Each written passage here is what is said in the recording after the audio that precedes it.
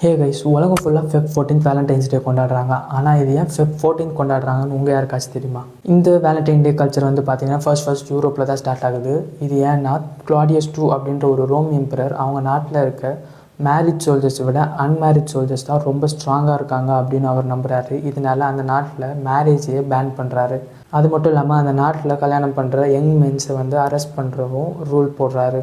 இதை அந்த நாட்டில் இருக்க செயின்ட் வேலண்டைன் அப்படின்றவருக்கு பிடிக்காம அந்த நாட்டில் இருக்க யங் கப்புள்ஸ்க்கு அவர் யாருக்கும் தெரியாமல் சீக்கிரட்டாக கல்யாணம் பண்ணி வைக்கிறாரு. இதை கண்டுபிடிக்கிற அந்த எம்பரர் இந்த வேலண்டைனை அரெஸ்ட் பண்ணி ப்ரிசனில் போடுறாரு. அது மட்டும் இல்லாமல் ஃபெப் 14 269 ஏடியில் இவருக்கு தூக்கு தண்டனையும் தராங்க.